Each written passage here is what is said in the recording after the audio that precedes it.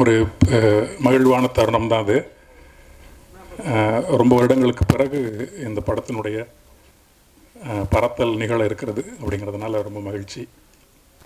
நான் பாடல் எழுதும்போது எனக்கு தெரிஞ்சு 2019 எழுதினேன்னு நினைக்கிறேன் பாடல். ஆனால் இந்த கதை பேசக்கூடிய விஷயம் வந்து இன்னமும் நம்ம சமூகத்தில் காத்திரமாக ஒரு தழல் போல் நிகழ்ந்துட்டுங்கிறது தான் இந்த படம் இந்த நேரத்தில் வந்தாலும் இது ஒரு பேசு பொருளாக நிச்சயமாக இருக்குங்கிறது தான். நான் எழுதின பாடல் வந்து ஒரு உணர்வு பாங்கான பாடல். தந்தை மகனுக்கு இடையில் இருக்கக்கூடிய அந்த பேருறவை பிரதிபலிக்கக்கூடிய பாடல். ஒரு நாட்டார் மனத்தில் இருக்கக்கூடிய உணர்வுகளை ஒரு செவ்வியல் வெளிப்பாடாக எப்படி நம்ம சங்க இலக்கியம் நாட்டுப்புற மனிதர்களுடைய உளவியலை உணர்வுகளை செவ்வியல் வெளிப்பாடாக ஒரு செந்தமிழில் வெளிப்பட்டதோ வெளிப்படுத்தியதோ அதே மாதிரியான ஒரு பாடல் இதில் எழுதியிருக்கேன். ரொம்ப நன்றி அண்ணனுக்கு, சுப்பண்ணாக்கு. ரொம்ப வருடமாக அண்ணன் எனக்கு தெரியும். அவர் என்னை பார்த்துருக்கார் நிறையா. அவரோட முதல் படத்தில் மறக்காமல் என்னை கூப்பிட்டு எழுத வச்சது ரொம்ப மகிழ்ச்சி. ரொம்ப நன்றி அண்ணனுக்கு. அத்தனை பேருக்குமே எனக்கு இந்நேரத்தில் நன்றி சொல்லிக்கணும்னு நினைக்கிறேன். படம் கல்வியை குறித்து பேசுது. ஒரு தனி மனித கடமையாக இருந்த கல்வி ஒரு தனி மனிதனுக்கு கடமையாக இருக்கணும் அப்படின்னு நம்ம ஆரம்பித்தோம் அந்த கல்வியை. பிறகு வந்து ஒரு சமூகத்தினுடைய மேம்பாட்டிற்காக சமூகத்தில் இயங்கக்கூடிய தனி மனிதனுடைய முதிர்வுக்காகவும் வளர்ச்சிக்காகவும் கல்வி இருந்தது. ஆனால் இன்றைய காலகட்டத்தில் நமக்கு இந்த கல்வி அப்படிங்கிறது ஒரு அரசியல் உரிமையாக இருக்க வேண்டும். ஒரு அரசியல் உரிமை. அது சும்மா நம்மளுடைய அகத்தை மட்டும் வளர்த்துட்டு போகிறதுக்கு இல்லைங்கிற ஒரு கட்டத்தில் நாம் இருக்கோம். அதை காத்திரமாக பேசக்கூடிய ஒரு திரைப்படம் அஞ்சாமை. எதற்கு அஞ்சணுமோ அதற்கு அஞ்சணும், எதுக்கு அஞ்சக்கூடாதோ அதுக்கு அஞ்சக்கூடாது. நம்ம தமிழில் நிறைய பாடல்கள் இருக்குது. இந்த படம் எதற்கு நம்ம அஞ்சக்கூடாதுங்கிறத பேசக்கூடிய படம். அனைவருமே பார்ப்பீங்க. அந்த படத்தில் இருக்கக்கூடிய கருத்து நிச்சயம் எல்லாரோடையும் உறவாடும், தொந்தரவு செய்யும். படத்தில் பணியாற்றிய அத்தனை பேருக்குமே என்னுடைய நன்றியும் மகிழ்ச்சியும். இசையமைப்பாளரோட முதல்ல பணியாற்றுறேன் இந்த படத்தில். அவரோட நிறைய இயங்கணும். ஆமாம், கேமராமேன் நண்பர் சொல்கிறதுக்குள்ள எல்லாரோடையுமே சார் இருக்கார். நம்ம ட்ரீம் வாரியர்ஸ் பொட்டன்ஷியல் இயற்கப்பற்று சாரோட வேலை செஞ்சது ரொம்ப மகிழ்ச்சி. அதுவும் கூட ஒரு அகத்துக்குள்ளே நிகழ்கிற பிரச்சனை பேசின படம் தான். எதுவுமே கல்வி என்பது வெறுமனே அகத்துக்குள்ளே இருக்கக்கூடிய ஒன்றும் இல்லை. அது வந்து இந்த புறம் செழிக்க ஒருங்கே எல்லோருமே மேலே வரத்துக்கான ஒரு ஆகச்சிறந்த கருவியாக கல்வி இருக்கும்போது அது ஒருத்தர் எடுத்துகிட்டு போகக்கூடாது அப்படிங்கிறது அந்த படம் பேசுது. நான் இம்மாத்திரத்தில் நிறுத்திக்கிறேன். அத்தனை பேருக்குமே என்னுடைய நன்றியும் மகிழ்ச்சியும். தயாரிப்பாளர் ஐயா அவர்களுக்கு என்னுடைய நன்றி. அவரும் நிறைய இந்த மாதிரி சமூக பொறுப்புமிக்க படங்களை தயாரிக்கணும். ஒரு கலையினுடைய வேலை அதான் நான் நினைக்கிறேன். சமூகத்தில் இருக்கக்கூடிய அசைவுகளில் எதெல்லாம் ரொம்ப தீமையானதோ, எது நன்மையானதோ, எது மேன்மையை போதிக்கக்கூடியதோ அதையெல்லாம் சுட்டி காட்டக்கூடிய வேலையை கலையும் பாடல்களும் கவிதைகளும் செய்யணும்னு நினைக்கிறேன். ரொம்ப நன்றி அத்தனை பேருக்கும். அஞ்சாமை வந்து ஒரு எமோஷ்னலான ஜேர்னி. இது எப்படி ஸ்டார்ட் ஆச்சுன்னா, சுப்பண்ணா வந்து ஒரு தடவை இன்ஸ்டியூட்லேருந்து ஜிபிகே சாரை பார்க்க போகணும் அப்படின்ற மாதிரி போயிட்டு இருந்தேன். வேற ஒரு படத்துக்காக போயிட்டு இருந்தப்போ, ஏன்டா நீ பெரிய படம்லாம் பண்ணிக்கிட்டே இருக்க, இந்த இவனை வச்சுக்கோ, பெரிய படமாக இருந்தாலும் நீ இவனே வச்சு பண்ணு அப்படின்னு சொல்லி கையில் பிடிச்சி இப்படி கொடுத்துட்டு நான் ஊருக்கு போயிட்டேன். போனோடனே டெலிவரி, எனக்கு ஃபஸ்ட்டு பேபி. குழந்தைய ஹாஸ்பிட்டல்லேருந்து கூப்பிட்டு வந்து வீட்டில் விட்டதுக்கப்புறம் ஒரு கால் வந்தது. இது மாதிரி குழந்தைய வீட்டில் கூப்பிட்டு வந்து விட்டேன். உனக்கு நான் ஒரு சந்தோஷமான செய்தி சொல்கிறேன், இதான் லைனு. டாக்டர் திருநாகரஸ் சார் இப்போ தான் பார்த்துட்டு வந்திருக்கேன், இதான் லைனுன்னாரு. ரொம்ப எமோஷ்னலாக இருந்தது. கேரியான் ஒரு வாரத்தில் அட்வான்ஸ் கொடுத்துட்டாரு. அடுத்த ஒரு வாரத்தில் ஸ்கிரிப்டும் முடிஞ்சிச்சு. அடுத்த ஒரு வாரத்தில் ஃபுல் ஸ்கிரிப்டும் முடிஞ்சிச்சு. ஆக்டர் யார் அப்படின்னு சொல்லிட்டு தேடிட்டு இருந்தோம். ஓகே, விதாத் சார் அரசு தான், கோ டைரக்டர் அரசு தான் வந்து ரெஃபர் பண்ணார். Okay done. அடுத்து வாணி தான் வேணுன்றதும் அரசு தான் வந்து ஃபுல்லாக இது பண்ணார், அதுவும் டன். அடுத்து விதாத் சார் சன்னுக்கு யாரை பார்க்கலாம் தேடிட்டு இருந்தோம். அப்போ தான் கிருத்திக்னு ஒரு பையன் ஆடிஷன் போயிட்டே இருந்தது. வந்தான், கொடுத்தோம். நாங்கள் இப்படி போயிட்டு வரதுக்குள்ளே ரெடின்னு நான் என்னடா நிறையா பேர் பண்ணிட்டாங்க, நீ என்னடா அப்படின்னா, ரெடி நான் போகலாம் அப்படின்னா. வந்தான், பண்ணான், அவனும் ஓகே. இந்த கதை தான் வேணும்னு அடம் பிடிச்சது ஃபஸ்ட்டு திருநாவுக்கரசு சார். இதை இப்படி தான் பண்ணணும் அப்படின்னு சொன்னது சுப்பண்ணா. அப்புறம் சரி ஓகே அப்படின்னு நான் விதார்த் சார் ஒரு நாள் மீட் பண்ணோம். அப்போ எனக்கு ரொம்ப பிடிச்சிச்சு, நான் கூட்டிகிட்டு போகிறேன், நீங்கள் வாங்க நம்ம அப்படியே ட்ராவல் ஆகி போயிடுவோம் அப்படின்னாரு. அப்படி ட்ராவல் ஆகி இப்படியே போனது தான் இந்த படம். நல்ல ஒரு ஜேர்னி, எமோஷ்னல் ஜேர்னி. நான் அங்கேருந்து பேசுகிற விஷயத்த நாங்கள் எங்கள் திரையிலேருந்து பேசியிருக்கோம். மீடியாவுக்கு எல்லாத்துக்கும் நன்றி. இது நீங்கள் கண்டிப்பாக நல்லபடியாக கொண்டு போய் சேர்த்துருவீங்க அப்படின்ற நம்பிக்கை இருக்குது.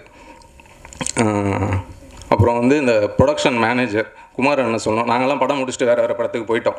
குமாரண்ணன் தான் வந்து இதை ஃபுல்லாக எடுத்துகிட்டு இவ்வளோ தூரம் ட்ராவல் பண்ணியிருக்காரு. ட்ரீம் வாரியர்ஸ் டீம்லேருந்து எஸ்கேன்னா அடுத்து அவர் தான் பேக்டாப்பில் ஒர்க் பண்ணியிருக்காரு. Of course thank you sir. Prabhu sir, Vani சொல்லவே வேணாம், உங்களுக்கே தெரியும் அவங்க சூஸ் பண்ணுற படங்கள்லாம் எப்படி இருக்கும் அப்படின்றது. பாலச்சந்தர் சார், அவர் இருந்தது எங்களுக்கு கோர்ட்டு சீன்லாம் ரொம்ப சப்போர்ட்டிவாக இருந்தது. எனர்ஜி கொஞ்சம் கம்மியாகிடுச்சுன்னா ஒரு ஸ்டேஜுக்கு வந்துட்டாருன்னா நாங்கள் எல்லாம் ஸ்பீடாகிடுவோம். டார்லிங் அஃப்கோர்ஸ் மியூசிக் டைரக்டர், அவரும் அதே போல் தான் எங்களோட செல்லப்பிள்ளை.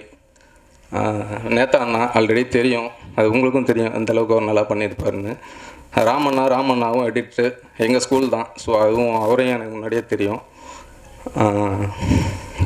கலாச்சாரம் புது டீமு, சந்தோஷம், ஒர்க் பண்ணதில் ரொம்ப சந்தோஷம்.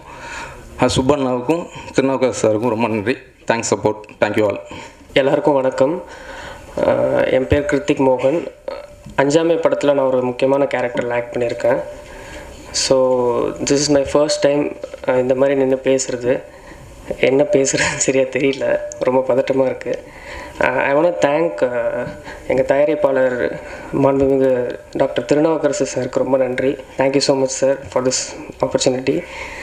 அண்டு சுப்ராம் சார், அவர் எனக்கு வாய்ப்பு கொடுத்தாரு அப்படின்றதெல்லாம் தாண்டி என்னை முழுசாக நம்பினார். நான் இந்த கேரக்டரை நான் பண்ணுவேன், கரெக்டாக பண்ணிடுவேன் அப்படின்னு என் மேலே ஃபுல்லாக நம்பிக்கை வச்சார். அந்த நம்பிக்கைக்காக சார் இந்த இடத்துல மட்டும் இல்லை, எவ்வளோ பெரிய இடத்துல போய் தேங்க்ஸ் சொன்னாலும் அது ஈடாகாது. Thank you so much sir. Always grateful to you sir. Thank you. And Vidharth sir, sir thank you so much sir. எனக்கு ரொம்ப உண்மையிலே ரொம்ப சப்போர்ட்டிவாக இருந்தார். ஆன் ஃப்ரேம்லையும் சரி, ஆஃப் ஃப்ரேம்லையும் சரி, செட்லேயும் நிறைய கைட் பண்ணியிருக்காரு sir. Really thank you so much sir. And Vani அக்கா ரொம்ப ஸ்வீட்க்கா, ரொம்ப சப்போர்ட்டிவாக இருந்தீங்க. தேங்க்யூக்கா. அண்ட் ரஹ்மான் சாரை பற்றி பேசுகிறதுக்கு வந்து எனக்கு வயசு பத்தாது. பிகாஸ் என்னோடய வயசை தாண்டினது அவரோட எக்ஸ்பீரியன்ஸ். சார் உங்கள் கூட ஒர்க் பண்ணது ரொம்ப ரொம்ப பெருமையாக இருக்குது sir. Thank you so much sir. நீங்கள் பண்ண அட்வைஸ் எல்லாமே மனசில் இருக்குது, கண்டிப்பாக நான் அதை ஃபாலோ பண்ணுவேன். அண்டு என் படத்தோட music director darling sir, thank you so much sir. Raghavan sir.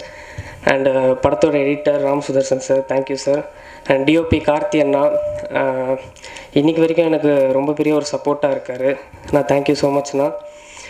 Plus co directors Ramesh sir, அரசண்ணா, ஃப்ரம் டே ஒன்லேருந்து இன்றைக்கி வரைக்கும் எனக்கு பிக்கஸ்ட் சப்போர்ட்டிங் பில்லராக இருக்காங்க. ரொம்ப ஒரு பேக் போனாக இருக்காங்க. Thank you so much sir. And குமாரண்ணா ரொம்ப தேங்க்ஸ்ண்ணா.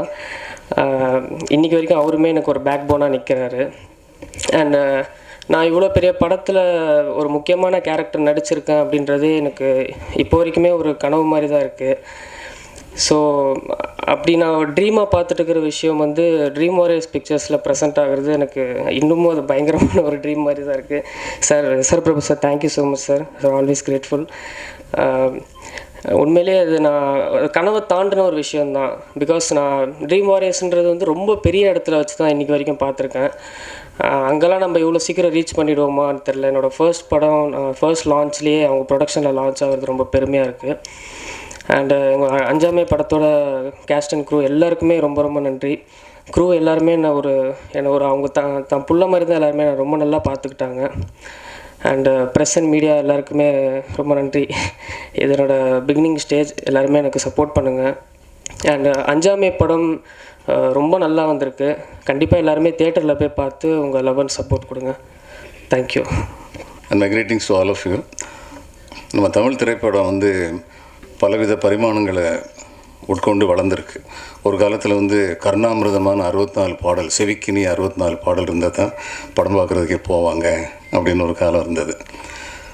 அதுக்கப்புறம் வந்து இந்த age of explosion, Sivaji Ganesan வந்தபோது it was an age of explosion. அவருடைய சில டைலாகெல்லாம் பார்த்தோம்னா அந்த கலிங்க தேசத்தை என் காலடியிலே போட்டு மிதித்து துவைத்து நசுக்கி அமிழ்த்தி சந்திரமாக எடுத்து என் மார்பிலே பூசிக்கொள்ள துடிக்கிறது. அது ஒரு ஏஜ், ஒரு 10 வருஷம் 15 வருஷம் அது மாதிரி போச்சு. இம்ப்ளோஷன், மார்லன் பிராண்டோடைய இது மாதிரி பெரிய பில்டிங்கை வந்து வெடி வச்சோன்னா அப்படியே உள்ளே வந்து விழுந்துடும். ஆனால் அதனுடைய capacity, energy released is tremendous. இன்றைக்கி இருக்கிறது ஏஜ் ஆஃப் இம்ப்ளோஷன். இதில் வந்து இந்த படம் வந்து you can call it very accurate appropriate personification of such an implosion. இந்த படத்தில் என்னுடைய ரோல் வந்து ரொம்ப சின்ன ரோல். டாக்டர் திருநாவுக்கரசு வந்து என்னுடைய நண்பர்.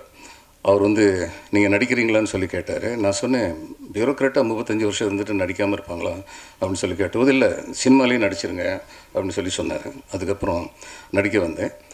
What I really was impressed was the liberty given by the producer to the team, and then the team under Mr. Subramanian, the energy with which they worked, and the young boy who has turned to be a young man, I have seen his acting.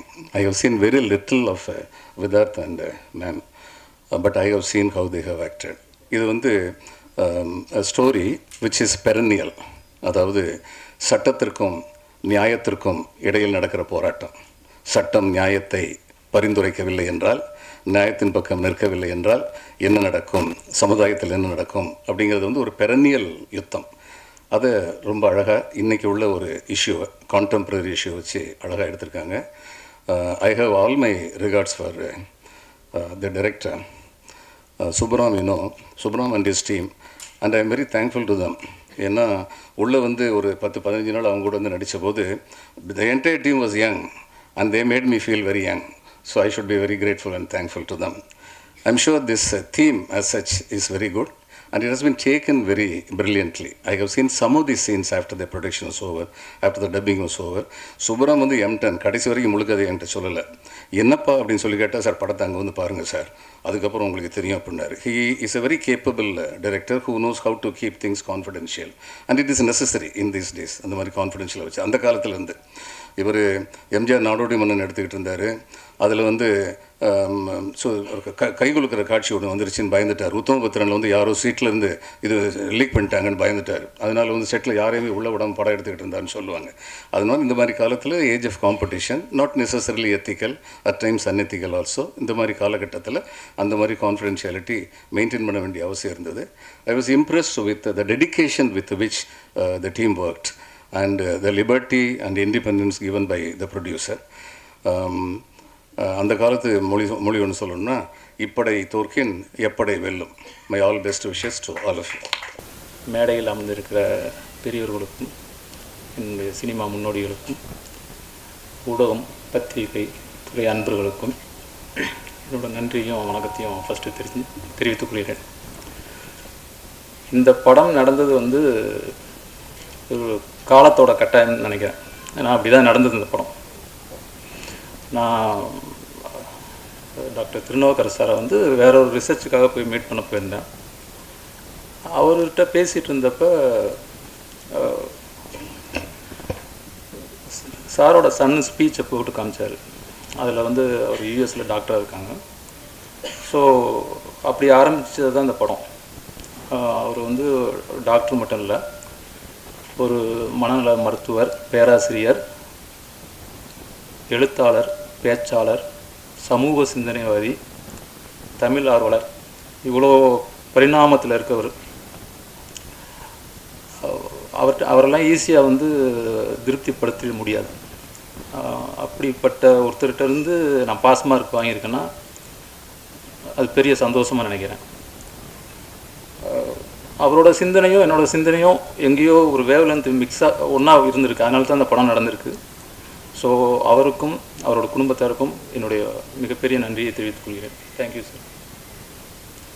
Dream warriors நிறுவனம் வந்து ஆகச்சிறந்த படங்களை கொடுக்குற மிகப்பெரிய நிறுவனம். Dream warriors படம் பண்ணதெல்லாம் என்ன நிறைய பேர்த்துக்கு ட்ரீமாகவே இருந்திருக்கு. அவங்கெல்லாம் வந்து ஒரு சாதாரணமாக இந்த விஷயத்தையும் ஒத்துக்க மாட்டாங்க.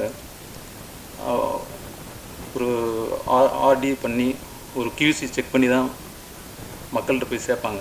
அதனால தான் இன்னும் ஒரு ட்ரீம் வாரியர்ஸ் மிகப்பெரிய நிறுவனமாக மக்கள் மத்தியிலையும் ஊடகத்துறை மத்தியிலையும் இருக்குது. ஸோ ட்ரீம் அரியர்ஸ் அவங்க ஃபஸ்ட்டு இந்த படத்தை கையில் எடுத்ததே அஞ்சாமியோட முதல் வெற்றின்னு நான் நினைக்கிறேன். Thank you sir, Prabhu sir and team எல்லாருக்கும் என்னுடைய நன்றி. இந்த கதை எதை பேசுது அப்படின்னா, ஒரு சட்டம் போடுற அதிகாரத்தில் இருக்க ஒருத்தவங்க ஒரு சட்டம் போடும்பொழுது ஒரு காமன் மேன் எந்த விதத்தில் பாதிப்பான்,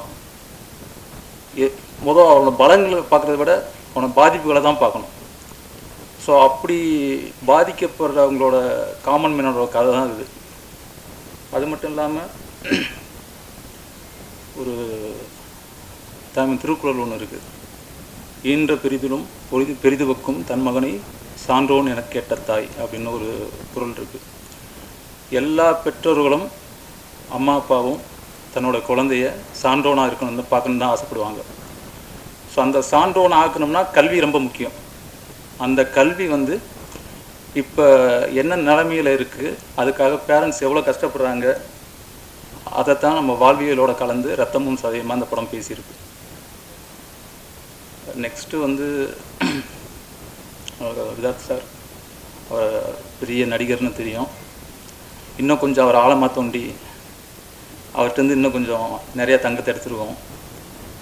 அவரை அவ்வளோ அழகாக நடிச்சிருக்காரு. தேங்க்யூ விதாத் சார். வாணி போஜன் அவங்க ஹீரோயினாக அப்படியே பொம்மை மாதிரி இல்லாமல் வேறு ஒரு பரிணாமத்தில் இந்த படத்தில் பண்ணியிருக்காங்க. இதுக்கு பெரிய கட்ஸ் வேணும். இந்த கட்ஸ் எல்லாம் யார் பண்ணுவான்னா தியேட்டர் ஆர்டிஸ்ட் தான் பண்ணுவாங்க. ஹிந்தியில், பெங்காலியில், மலையாளத்தில். அவங்க நீங்கள் தியேட்டர் ஆர்டிஸ்ட் இல்லைன்னு நினைக்கிறேன். ஆனால் அவங்களுக்குலாம் அந்த வேறு ஒரு பரிணாமத்தில் தியேட்டரில் வர்ற ஆர்டிஸ்ட். ஸோ இல்லை அந்தளவுக்கு அவங்க அந்த தாகம் இருக்குல்ல, அது அவங்கள வேறு லெவலில் இந்த படம் எடுத்துகிட்டு போகும். இந்த நேரத்தில் மம்முட்டி சார்கிட்ட நான் கொஞ்சம் மன்னிப்பு கேட்கணும். அவர்கிட்ட நேரில் இருந்திருந்தால் நான் மன்னிப்பு கேட்டிருப்பேன். ஏன்னா அவர் அவர் நேரில் ஹைதராபாத்தில் பார்த்து கதையெல்லாம் ஓகே பண்ணி டேட்டு கொஞ்சம் ஒரு 2 months லேட்டாக இருந்ததுனால எங்களுக்கு அவசரமாக ஷூட்டிங் போக வேண்டியது இருந்ததுனால அவரை மிஸ் பண்ணிட்டோம். மம்முட்டி சார் என்னை மன்னிச்சிருங்க. அதனால தான் ரஹ்மான் சார் அடுத்து கேட்டகரியில் வந்தார். அவரும் அவ்வளோ அழகாக நடிச்சிருக்காரு. அதுக்காக தமிழ் டியூஷன்லாம் வச்சு அவரோட சிறந்த நடிப்பை கொடுத்துருக்காரு. கிருத்திக் எப்படின்னா, நிறைய பேர்த்த நாங்கள் ஆடிஷன் பண்ணோம். எல்லாருமே இந்த ஆஃப் டே ஒரு பேஜ் டைலாக் மனப்பாடம் பண்ணால் ஆஃப் டே எடுத்துப்பாங்க. நிறைய பேர் பார்த்து ஒரு பையன்லாம் நான் சாப்பிட்டுட்டு வந்துருக்கேன் அப்பயும் படிச்சுட்டே இருக்கான். ஸோ அப்படியெல்லாம் ஆடிஷன் பண்ணியாச்சு. அப்புறம் நான் ஃபோட்டோ பார்த்து விதாத் சாருக்கு மேட்சாக இருக்கான், அப்படி வர சொல்லுங்கன்னு சொல்லி வர சொன்னோம். நான் உள்ள ரூம்குள்ளே போயிட்டேன். எங்கள் அசிஸ்டன்ட் தான் பேப்பர் கொடுத்துட்டு இவன் எப்படியும் ஆஃப் டே ஆகிடுவான்னு நினச்சிட்டு இருந்தோம். ஒரு 15 நிமிஷம் கழிச்சு சார் ரெடியா சார் அப்படின்னு சொல்லி கோடாக்டர் அரசு சொன்னார். இல்லை 10 நிமிஷத்தில் ரெடின்றான், அதில் என்ன இருக்குன்னு சொல்லிட்டீங்களா அப்படின்னு. சொல்லிட்டேன் சார் அப்படின்னு. நான் ஒரு தடவை திருப்பி அதுக்கு முன்னாடி ஒரு தடவை சொல்லியிருந்தேன். உள்ளே போயிட்டு ஒரு 10 நிமிஷத்தில் ஷூட் பண்ணிட்டு காமிச்சாங்க. பேஸ் அற்புதமாக இருந்தது. சின்ன சின்ன கரெக்ஷன் மட்டும்தான் அவன்கிட்ட வாங்க வேண்டியது இருந்தது. அதெல்லாம் பண்ணி இந்த படத்தில் அவனுக்கு பெரிய பிரைட் ஃபியூச்சர் இருக்குது. வாழ்த்துக்கள் கிருத்திக். இந்த படத்தில் நடித்த எல்லா குழந்தை நட்சத்திரங்களுக்கும் என்னுடைய நன்றிகள். Plus Balachandran sir. Balachandran sir அவர் ப்ரொடியூசரோட ஃப்ரெண்டு. அவர் ப்ரொடியூசர் சார் என்னென்னா அவர் ஃப்ரெண்டுலாம் சொல்லி அனுப்ப மாட்டார். போய் பாருங்கள், ஆடிஷன் பண்ணுங்கள் அப்படின்றவர். அப்படி தான் ஃபஸ்ட்டு வந்தார். என்னோட ஃப்ரெண்டுன்றாங்க, இப்படி நடிப்பாரா அப்படின்னு தெரியலையே அப்படின்ட்டு ஆடிஷன் பண்ணோம். மிரண்டு போயிட்டேன். அடுத்த திலகன் ரெடி ஆகிட்டார் தமிழில் அப்படின்ட்டு. அவர் அடுத்த திலகன் தான் பாருங்கள் நீங்கள் வேணாம். அவருக்குள்ள அவ்வளோ அவர்கிட்ட பேச நம்மலாம் என்ன படிச்சிருக்கோம், நம்மலாம் முட்டாளாகவே இருக்கோமே அப்படின்னு தோணிகிட்டே இருக்கும். அப்படி ஒவ்வொருத்தரையும் அவர் வேறு ஒரு லெவலில் பேசிகிட்டு இருப்பார். So thank you Balachandran sir. உங்களோட அன்புக்கும் உங்களோட எல்லாத்துக்குமே நன்றி. அது மட்டும் இல்லாமல் என்னோடய சூப்பர் சீனியர் நான் படித்த ஸ்கூலில் தான் படித்தார், திண்டுக்கல்லில். அந்த பாண்டிங் வேறு எங்களுக்கு இருக்குது, சென்ட் மேரி ஸ்கூலில். அங்கே பிறந்த தமிழ் தான் இருக்குது, இன்னும் ஊற்று மாதிரி ஊறிக்கிட்டே இருக்குது. So thank you sir. Radhakrishnan sir, thank you so much. நீங்கள் அவ்வளோ அற்புதமாக நடிச்சிருக்கீங்க. இந்த படத்தில் எல்லாருமே சிறப்பான நடிப்பை நடிச்சிருக்காங்க. நீங்களே பார்த்துட்டு சொல்லுங்கள். என்னோடய டெக்னீஷியன் டீம், எடிட்டர் ஒரு 17-18 படம் கமல் சார்கிட்ட அறிமுகமாகி ஒரு 18 படம் பண்ணியிருக்காரு. அவரோட சின்சியாரிட்டி என்னென்னா, இதுதான் அவரோட முதல் படம் மாதிரியே பண்ணார். என்கிட்ட சொல்லுவார் அடிக்கடி, எங்கள் மியூசிக்கில் தான் சிம்பனி பண்ண முடியுமா, எடிட்டிங்கில் பண்ண முடியாதா, நான் பாருங்கள் பண்ணி காமிக்கிறேன் அப்படின்ட்டு. அந்த சிம்பனியை ஒரு இன்டர்வலுக்கு முன்னாடி பண்ணியிருக்காரு அவர். இந்த great job. Thank you mister Ram Sudarshan sir.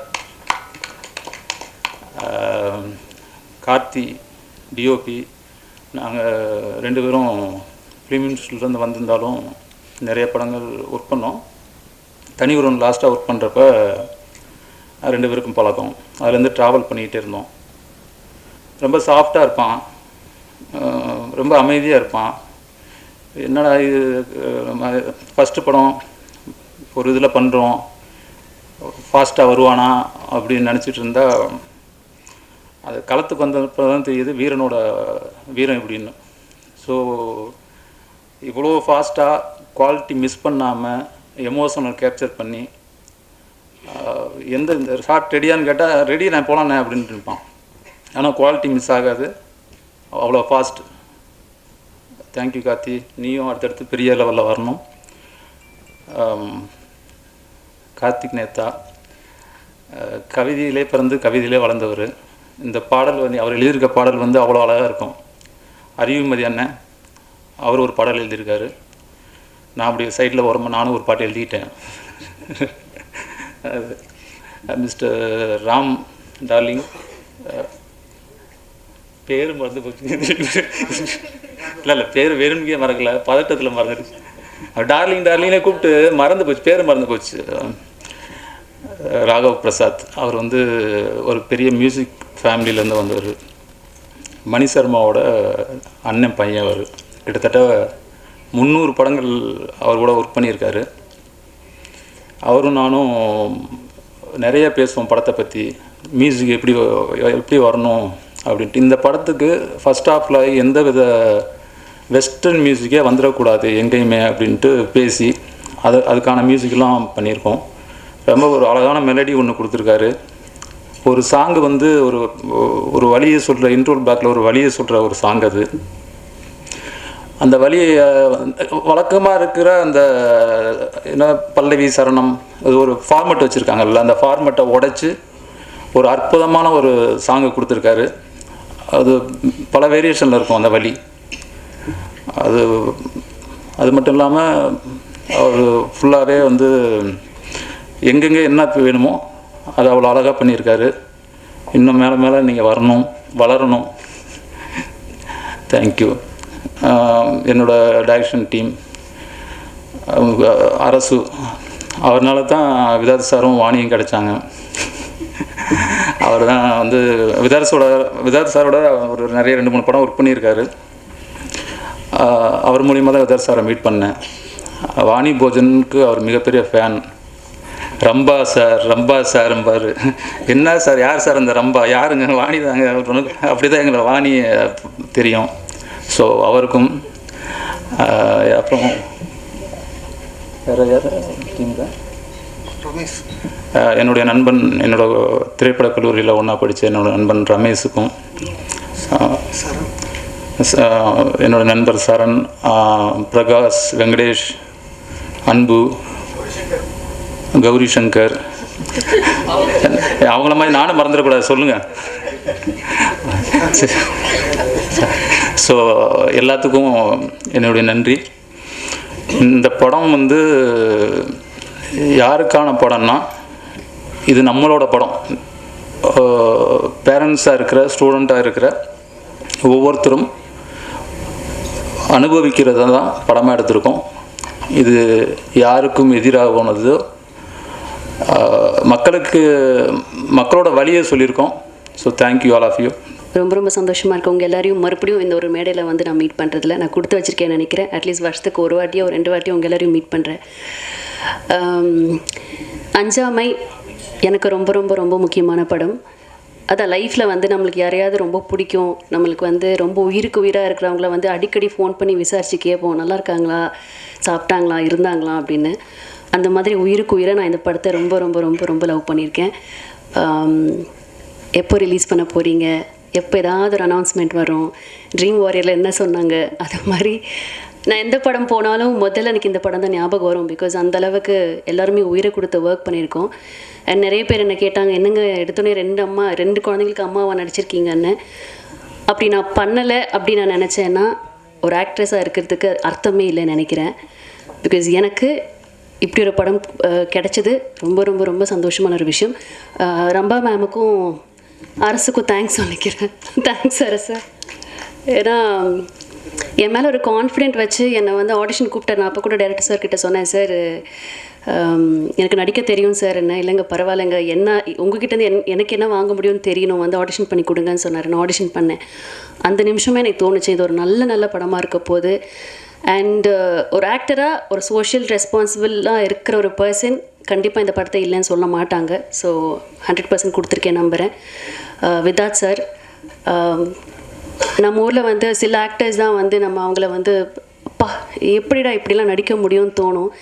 எவ்வளோ பெரிய ஸ்டார்ஸ் இருந்தாலும் சில பேரை தான் நம்ம வந்து நடிகர்களாக நம்ம வந்து ஒரு உயிரை கொடுத்து அந்த ஃப்ரேமில் பார்க்குறப்பவே நடிக்கிற மாதிரி தெரியாது. அவங்கள வந்து அப்படி நம்ம நேரில் பார்த்து நம்ம ஒரு பக்கத்து வீட்டில் என்ன நடக்குதோ அந்த ஆக்டிங்கில் கொண்டு வரதுங்கிறது ரொம்ப ரொம்ப கஷ்டம். அப்படி தமிழ் இண்டஸ்ட்ரியில் I think very few actors இருக்காங்க. அதில் விதாத் சார் ஒரு நம்ம எல்லாருக்குமே பெருமை சேர்க்குற ஒரு ஆக்டர்னு நினைக்கிறேன். அவரோட கதை சூஸ் பண்ணுறதுல இருக்கட்டும், எல்லாமே இருக்கட்டும். எஸ்ஆர் பிரபு சார் ரொம்ப ரொம்ப நன்றி. லைக் எவ்ரிபடி செட், இங்கே ஒரு படம் பண்ணுறதுங்கிறது எல்லாருக்கும் ஒரு ட்ரீமாக இருந்திருக்கு. நான் அவருடைய அத்தனை படமே நான் வந்து தேட்டரில் போய் பார்த்துருக்கேன். பிகாஸ் ஏதாவது ஒன்று இருக்கும் அந்த படத்தில். நான் நடிக்க வர்றதுக்கு முன்னாடியே சொல்கிறேன், எனக்கு சினிமாவுக்கும் எனக்கும் சம்மந்தமே இல்லை, டெலிவிஷனுக்கும் எனக்கும் சம்மந்தமே இல்லை. நான் ஒர்க் பண்ணிகிட்ருக்கப்போ கூட அவரோட பேனர் இந்த படங்கள் வந்த ஒரு எதிர்பார்ப்பு இருக்கும். ஸோ வெரி ஹாப்பி நீங்கள் வந்து இந்த படத்தை ரிலீஸ் பண்ணுறது. ப்ரொடியூசர் சார், எத்தனை டாக்டர்ஸ்க்கு இது தோணும்னு தெரியல, நம்ம வந்து இந்த ஒரு படத்தை ப்ரொடியூஸ் பண்ணலாம், மக்களுக்காக ஒரு விஷயத்த சொல்லலாம் அப்படின்னு எத்தனை பேருக்கு தோணும்னு எனக்கு சத்தியமாக தெரியாது. பட் அவருக்கு தோணி டைரக்டரை கூப்பிட்டு இப்படி ஒரு கதை எழுதுங்க, இது வெளியில் வரணும் அப்படின்னு சொல்லி பண்ணதுக்கு சார் நன்றி சார். தேங்க்யூ. அண்ட் மியூசிக் நான் கேட்டேன், எப்படி சார் இப்படிலாம் பண்ண முடியும் அப்படின்ட்டு. பிகாஸ் எனக்கு ரொம்ப ரொம்ப இம்பார்ட்டண்ட்டான 2 சாங்ஸ் இருக்குது. வெரி ஹாப்பி, பியூட்டிஃபுல்லாக இருந்தது மியூசிக், லிரிக்ஸ் எல்லாமே. அண்ட் ஒரு பர்சன் பற்றி நான் ரொம்ப ரொம்ப பேசணும்னு நினைக்கிறேன், சுப்பு சார். மனசில் என்ன வலி இருக்கோ, என்ன கஷ்டங்கள் இருக்கோ, இது யார் வெளியில் சொல்லுவாங்கன்னு தெரியாது. பட் அவர் பட்ட கஷ்டத்தையும் வலியும் நான் உணர்ந்தேன். ஸோ இந்த மேடை பார்க்குறப்ப எனக்கு ரொம்ப ரொம்ப நிறைவாக இருக்குது. சாரி, ரொம்ப சந்தோஷமாக இருக்குது. பிகாஸ் ஒரு படம் எடுத்து ரிலீஸ் பண்ணுறது எவ்வளோ பெரிய கஷ்டம் எனக்கு அது சத்தியமாக தெரியாது. பிகாஸ் அடுத்தடுத்த படங்களை பண்ணிட்டு போயிட்டே இருப்போம், சம்பாதிப்போம், சேல்ரி உயர்த்துவோம், எல்லாமே இருக்குது. பட் மொத்த உயிரையும் கொடுத்து கனவு ஆசை எல்லாத்தையும் போட்டு ஒரு படத்தை வந்து இவ்வளோ அற்புதமாக கொடுத்துருக்காரு. எவ்வளோ கஷ்டப்பட்டிருக்காரு, என்னென்ன துயரங்கள் போயிருக்காருங்கிறது ஒரு வாட்டி நான் கேட்குறப்ப எனக்கு ரொம்ப கஷ்டமாக இருந்துடுது. அது உயிரிழப்பையும் சேர்த்து சொல்கிறேன். ஸோ ரொம்ப சந்தோஷமாக இருக்குது அவரோட படத்தில் நான் இருக்கேன்னு. எனக்கு மனசுக்கு நிறைவாக இருக்குது. இங்கே இந்த தருணம் எனக்கு ரொம்ப ரொம்ப நிறைவாக இருக்குது. ஏன்னா எனக்கு இந்த மேடையில் எத்தனையோ வாட்டிங்க வந்து நின்று இருக்கேன், உங்கள் எல்லாருக்கிட்டையும் பேசியிருக்கேன். பட் இந்த மேடையில் அஞ்சாமை டீமாக இப்படி பார்க்குறதுக்கு நான் ரொம்ப கொடுத்து வச்சிருக்கேன். ரொம்ப சந்தோஷமாக இருக்குது. கார்த்திக், நானும் கார்த்திக்கும் 3 மாதத்துக்கு ஒரு வாட்டி யாரா ஃபஸ்ட்டு ஃபோன் பண்ணுறது, நான் ஃபோன் பண்ணி கேட்கட்டா இல்லை அவர் கேட்டால் நம்ம என்ன சொல்லுவார், குமாரனாக்கு ஃபோன் பண்ணால் என்ன பதில் சொல்லுவார், இது மாதிரிலாம் வந்து பல வருஷங்களை ஓடிட்டு இருந்திருக்கு. ஏன்னா இந்த ஒரு படம் வந்து எனக்கு தெரியாது பயங்கரமாக ஓடுமா சூப்பராக, அதெல்லாம் எனக்கு தெரியாது. ஆனால் நான் ரொம்ப லவ் பண்ணியிருக்கேன் இந்த ஒரு படத்தை. நான் மட்டும் இல்லை, எல்லாருமே சேர்ந்து. ஸோ இந்த படம் வந்து எங்கே போய் சேரணுமோ அந்த இடத்துல போய் சேரணும்னு நான் ஆசைப்பட்றேன். ஸோ அது நீங்களும் கொண்டு போய் சேர்த்துவீங்க நம்புகிறேன். நான் சொன்ன மாதிரி இந்த நாள் எனக்கு ரொம்ப ரொம்ப சந்தோஷமான நாள். மொத்த டீமையும் அந்த ஸ்டேஜில் பார்க்குறப்ப எனக்கு ரொம்ப மனசு நிறைவாக இருக்குது. Thank you so much. மேடையில் அமர்ந்திருக்கும் பெரியவர்களுக்கும் இங்கே வருகை தந்திருக்கும் பத்திரிகை ஊடக நண்பர்கள் அனைவருக்கும் என்னுடைய பணிவான வணக்கம். அஞ்சாமை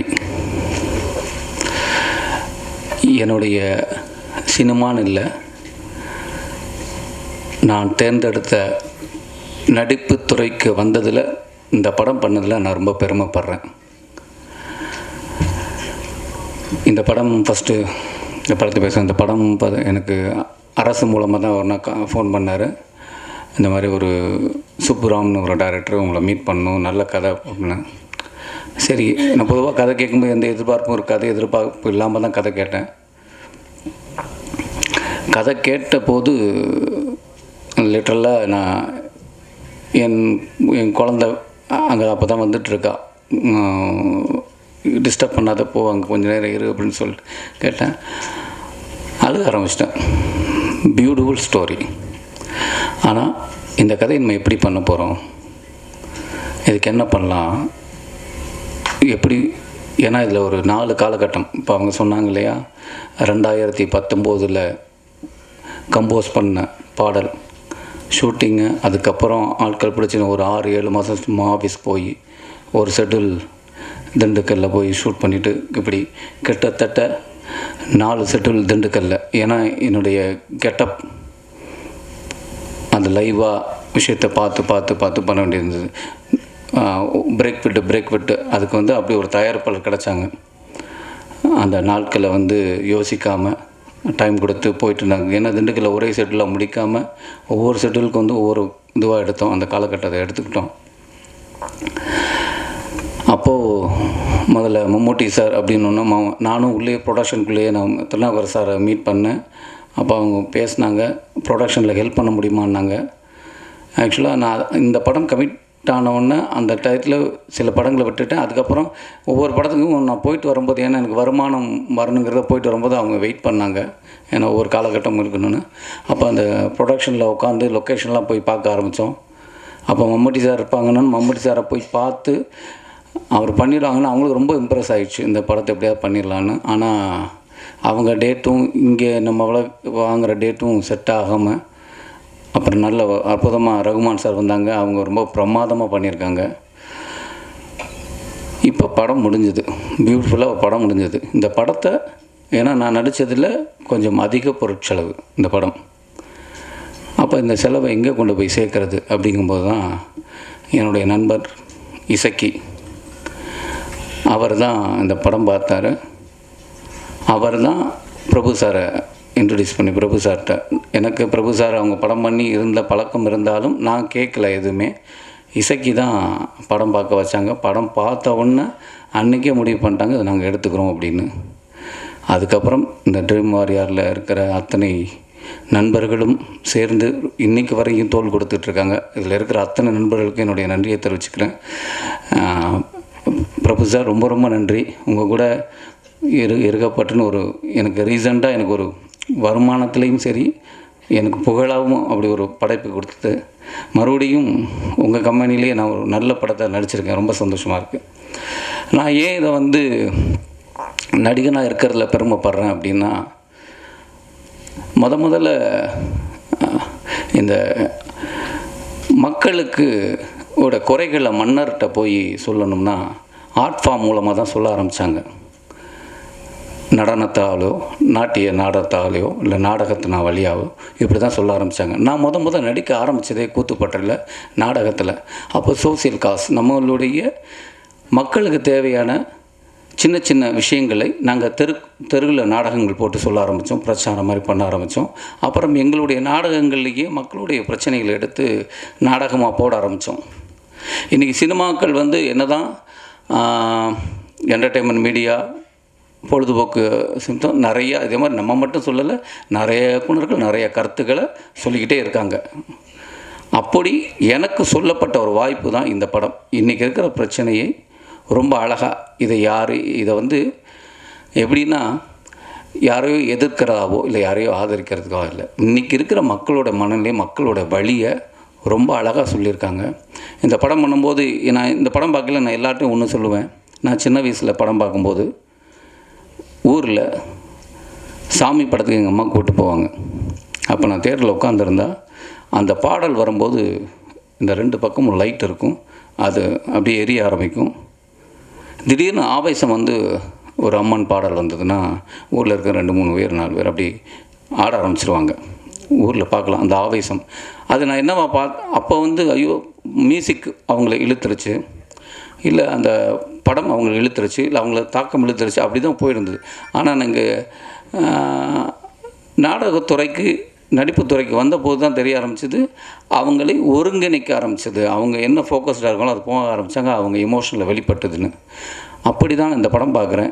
நான் கிட்டத்தட்ட என்னுடைய படங்களை வந்து ஒரு தரம் 2 தரம் பார்த்துட்டு அதுக்கப்புறம் எனக்கு என்ன தெரியும்னா, படத்தை விட என்னோடய ஃப்ளா தெரியும், என்னுடைய குறைகள் தெரிய ஆரம்பிச்சிடும். நான் அதை தான் நோட் பண்ணிகிட்டு இருப்பேன். நான் அதிகமாக கிட்டத்தட்ட சுதன் எடிட்டர் சார் அவர் எடிட் பண்ணும்போது நான் அவர் கூடயே உட்காந்து பின்னாடி சோபாவில் உட்காந்து பார்த்துக்கிட்டே இருப்பேன். இந்த படத்தை நான் அவ்வளவு தரம் பார்த்துருக்கேன். இந்த படம் பார்க்கும்போது எனக்கு இன்னைக்கு வரையும் என்னால் அதுலேருந்து மீள முடியல. இந்த படம் பார்க்கும்போது அத்தனை பேருக்கும் இதை நான் உங்களை வந்து இந்த படம் ரிலீஸ் ஆகி ஓடினதுக்கப்புறம் உங்களை நான் சந்திக்க தான் போகிறேன். நீங்கள் அப்போ கேட்கலாம். கண்டிப்பாக இதை பார்த்த அனைவரும் நீங்கள் அதுக்குள்ளே போயிடுவீங்க, உங்களை கனெக்ட் பண்ணிப்பீங்க. ஏன்னா இது வந்து நம்ம படம், இது ஒருத்தரோட படம் இல்லை, இங்கே இருக்கிற எல்லாரோடைய படம். இங்கே மட்டும் இல்லை, எங்கெல்லாம் பார்க்குறோமோ இந்தியாவில் இருக்கிற அத்தனை மனிதர்களோட படம் ரொம்ப அற்புதமாக எடுத்திருக்காங்க. அப்படி நான் ஒரு பிரச்சனையை என்னுடைய நடிப்பு தொழில் மூலமாக சொல்கிறதுக்கு ஒரு வாய்ப்பு கிடச்சிருக்கு. அப்படி தான் நான் சுப்ரமணியன் சார் ரொம்ப நன்றி. எனக்கு இப்படி ஒரு படத்தை எனக்கு கொடுத்ததுக்கு ரொம்ப பெருமைப்படுறேன். நான் அந்த படம் நடித்ததில்லை, நான் இதுவரை நடித்ததில் இந்த படத்தில் நடித்தது நான் ரொம்ப பெருமைப்படுறேன். அப்புறம் இதில் முக்கியமாக நான் இவங்களை சொல்லணும், கார்த்திக். அவர் இன்றைக்கு வரையும் நேற்று ஷூட்டிங் போயிட்டு இன்றைக்கி வந்த மாதிரி தான் இன்றைக்கி வரையும் அந்த படத்தை பற்றி இதை மட்டும் தான் பேசுவார். வெளி படம் போனால் நாங்கள் ஃபோன் பண்ணால் கூட வேறு படத்தை சொன்னால் கூட அடுத்த செகண்ட் இந்த படத்தை பற்றி தான் வருவார். ஸ்டில் இன்னும் அதிலே இயங்கிக்கிட்டு இருக்கார், அஞ்சாமைக்குள்ளே இயங்கிட்டு இருக்கார். பியூட்டிஃபுல்லாக அவங்களுடைய ஒளிப்பதிவு அவ்வளோ பிரமாதமாக இருந்திருக்கு. உங்களுக்கு இடம் பெருசாக இருக்குது. உங்களுக்கு மட்டும் இல்லை, இதில் பங்கு பெற்ற அத்தனை பேருக்கும் வேறு ஒரு இடம் இருக்குது, அதில் மாற்றமே இல்லை. அது கண்டிப்பாக எனக்கு தெரியுது. அப்புறம் இசையமைப்பாளர் ராகவ் சார். இதில் எனக்கு ஒரு முக்கியமாக சொல்லணும்னா ஒரு பாடல் இருக்குது, அமேசிங். ஆக்சுவலாக நான் வந்து இன்றைக்கி போடுவாங்களோன்னு நினச்சேன் அந்த பாடலை. எனக்கு அதுலேருந்து என்னால் வெளியில் வர முடியாது, ஆனால் அது போட முடியாது, அது எனக்கு தெரிஞ்சுது. அந்த பாடலை போட முடியாது. ஏன்னா இந்த இதில் இருக்கிற பாடலுக்கு பூராமே கதையோட உள்ளுக்குள்ளே இருக்கிறதுனால போடலை. அற்புதமான பாடல். அந்த பாடலில் நான் அவ்வளோ தரம் கேட்டிருக்கேன். எனக்குள்ளே ஒரு ஆவேசம் வந்திருக்கு, எனக்குள்ளே ஒரு வெறி வந்திருக்கு. இதுக்கு முன்னாடி நான் சின்ன வயசில் படம் பார்க்கும்போது ஜாக்கி ஜான் படம் பார்த்தா பக்கத்தில் இருக்கிற யாரும் இருக்க மாட்டாங்க, இங்கிட்ட ஒரு குத்து அங்கிட்ட ஒரு குத்து, ஒரு மாதிரி ஆவேசம் வரும் எனக்கு ஃபைட்டை பார்க்கும்போது. அப்படி எனக்கு ஒரு ஆவேசத்தை கொடுத்தது இந்த படத்தோட அந்த பாடல். அதில் கிருத்திக் ஒரு இடத்துல வந்து பிரமாதம் ஒன்று பண்ணுவான், எக்ஸ்ட்ரானரியாக பண்ணுவான். அடுத்த தலைமுறை நடிகர் வரையும் நான் பார்க்குறேன். ரொம்ப பிரமாதமான ஒரு நடிகர், அவனுக்கு பெரிய ஃப்யூச்சர் இருக்குது. அப்புறம் எனக்கு வாணி மேடம் வந்து எத்தனையோ டிவி ஷோஸ் நாடகங்கள் பார்த்துருந்தாலும் எவ்வளவோ அவங்களோட படங்கள் பார்த்துருந்தாலும், ஏன்னா அவங்க வெரி குட் ஆக்டர்ஸ். அவங்க நல்ல நடிகைன்னு நம்ம சொல்ல தேவையில்லை, பிரமாதமாக. ஆனால் நம்ம எல்லாரும் பார்க்காத இன்னொரு நடிகை இந்த படத்தில் பாருங்கள். நான் தான் சொன்னேன், எனக்கு வந்து ரொம்ப பிடிக்கும் ரேவதி மேடம். அதுக்கப்புறம் நான் பார்க்குற இவங்க இந்த படத்தில் அப்படி பண்ணிட்டாங்க. அப்படியான ஒரு இடம் அவங்களுக்கு இருக்குதுன்னு நான் நம்புகிறேன். அவ்வளோ பிரமாதமாக பர்ஃபார்ம் பண்ணியிருக்காங்க. அதுவும் குறிப்பாக அந்த பாடல் காட்சிக்கு முன்னாடி எனக்கு நடக்கிற ஒரு விஷயம் வந்து எக்ஸ்ட்ரானரி. அவங்க ரொம்ப பியூட்டிஃபுல் ஆர்டிஸ்ட்டு. இப்படி மாறி தான் போகிறேன். சுதன் சார் சொல்லணும், எடிட்டர். அதிகம் பேச மாட்டார். அவர் வந்து உட்காந்துருக்காரு, இதே முகம் தான். அப்போ பார்த்ததும் ஒரு கடுகடுன்னு ஒரு முகம் இருக்கிற மாதிரியே தான் இருக்கும், அப்படியே தான் இருப்பார். ஆனால் அப்புறம் தான் அவங்க சொல்லுவாங்க, விரும்மாண்டி அவங்க தான் பண்ணாங்க, பருத்திவரன். எனக்கு இவ்வளோ பிரமாதமான 2 அற்புதமான படைப்பை பண்ணாங்க. எப்போதுமே அவர் ஒரு மூடுக்குள்ளே இருக்கார் அப்படின்னு. பியூட்டிஃபுல்லாக மார்னிங்லேருந்து சாயங்காலம் வரை இப்படி பண்ணலாம் அப்படி பண்ணலாம். அந்த எடிட்டிங்குள்ளேயே அவர் சொன்னார்ல, இளையராஜா சார் மாதிரி சிம்பனி எடிட்டிங்கில் ஒன்று பண்ணியிருக்காரு அப்படின்னு. அப்படியான ஒருத்தர் தான். ரொம்ப பிரமாதமான அவர் வேலையை காட்டியிருக்காங்க. அப்புறம் பாலச்சந்தர் சார், அவங்கள வந்து நான் லொக்கேஷன் எனக்கு இல்லை, ஒரே ஒரு ஷாட் மட்டும்தான் இருந்தது அந்த டயத்தில். ஆனால் நான் நடிக்கிற அந்த 10 நாள் வேணால் அந்த ஷூட் ஃபுல்லாகவே நான் இருந்தேன், வேறு எங்கேயும் போகல. இந்த ஷூட்டிங் இருக்குன்னா அந்த ஷூட்டிங் நாளில் வந்து நான் அங்கே போயிடுவேன், வேறு ஷூட்டிங் போக மாட்டேன். அப்போ தான் அவங்கள பார்த்தேன். அந்த கோர்ட்டையே அப்படி கட்டி அப்படி வச்சுருக்காரு. அந்த கோர்ட் சீக்வன்ஸ் பார்த்திங்கன்னா அவருடைய பிரமாதமான ஒரு விஷயம் அதில் வெளியில் வரும். ரொம்ப பிரமாதமாக பண்ணியிருக்கேன். ஏன்னா நான் அதுக்கப்புறம் தான் எனக்கு தெரியும், அவங்கள வந்து யூடியூப்பில் நிறையா அவருடைய ஸ்பீச் அதெல்லாம் பார்க்குறோம். ஓ, இதுதான் அது அவர் இவ்வளோ பிரமாதமாக பண்ணுறதுக்கு காரணமே அவர் ஆல்ரெடி அவர் இவ்வளோ பெரிய ஆளுங்கிறது எனக்கு அங்கே பார்த்து தான் தெரியும்.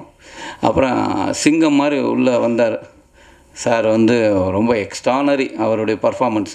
எனக்கு யார் அது ஜென்ரல் யார் பண்ண போகிறான்னா அவர் வரும்போதே ஒரு பெரிய ஒரு தன்மை இருக்கும். அதை இந்த படத்தில் ரொம்ப பிரமாதமாக பண்ணிட்டாங்க. அந்த அந்த அந்த கோர்ட் சீக்வன்ஸில் பார்த்திங்கன்னா ஒரு பக்கம் சார் அவங்க, அப்புறம் ரகுமான் சார், அப்புறம் இந்த பையன், அதுக்கப்புறம் டாக்டர்ஸ், இதில் இன்னும் ஒரிஜினலாக 2-3 டாக்டர்ஸ் நடிச்சிருக்காங்க. எல்லோரும் பார்த்திங்கன்னா இது படம் மாதிரி இருக்கார், அவ்வளோ இயல்பாக பண்ணியிருக்காங்க. அப்போது எல்லாருமே தயாரிப்பாளர்களுடைய நண்பர்கள். அவங்க வந்து இந்த கதைக்குள்ளே எல்லாருக்குமே ஒரு நோக்கம் இருந்திருக்கு. எல்லாம் ஏன்னா இது அதான் சொல்கிறேன், இது வந்து ஏதோ கற்பனை கதையோ இல்லை எதையோ ஈடுகட்டி எடுக்கிறதோ இல்லை ஒரு விஷயத்தை மிகப்படுத்தி சொல்கிறதோ அப்படி இல்லை. இது உண்மையாக நடந்த விஷயங்களே நடக்கிறத ரொம்ப அழகாக காட்டியிருக்காங்க. அதனால் இது எல்லாருக்குமே இதில் பங்களிப்பு இருக்குது. அவங்க நடித்தது ரொம்ப உள்வாங்கி பண்ணியிருக்காங்கன்னா அவங்க அப்படி உள்வாங்கியிருக்காங்க. அப்புறம் இந்த படத்தில் பேக்ரவுண்ட் மியூசிக் கலா சார், ரொம்ப நன்றி. நான் ஃபஸ்ட் டைம் உங்களை சந்திக்கிறேன். ரொம்ப ரொம்ப நன்றி உங்கள் சப்போர்ட் பண்ணதுக்கு. இந்த படத்துக்கு பெரிய தூண் அப்படின்னா நான் யாரை சொல்லுவேன்னா குமாரை தான் சொல்லுவேன்.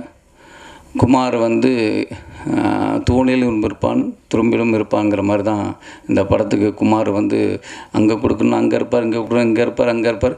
ஸ்டில் இன்றைக்கி வரைக்கும் குமாரோட உழைப்பு. குமார் நீங்கள் ஆக்சுவலாக அவரும் டைரக்டர் ஆகணும்னு ஆசைப்படுற ஒரு ஆள் தான். நானும் கூட சொல்லுவேன், நீங்கள் ப்ரொடக்ஷன் இருக்குன்னா வாங்க எனக்கு மேனேஜராக இருந்திருக்குன்னு நான் கேட்டுகிட்டு இருந்தேன். நான் அவருக்குள்ளேயும் கதை எழுதணும், டைரக்ட் பண்ணணுன்னு. உங்களுக்கு அது மாதிரி நான் ஒரு இடத்துல உங்களையும் நான் பார்ப்பேன். அப்படி ஒரு ஒர்க் பண்ணியிருக்காங்க. அப்புறம் இதில் இருந்த உதவி இயக்குநர்கள் அனைவருக்கும் என்னுடைய நன்றி நடிச்சுக்கிறேன். அப்புறம் எனக்கு குழந்தைங்க பியூட்டிஃபுல், அவங்க வந்து குட்டியாக இருந்து பார்த்துட்டேன். ரொம்ப சந்தோஷமாக இருக்குது அவங்கள இங்கே பார்க்குறதுக்கு.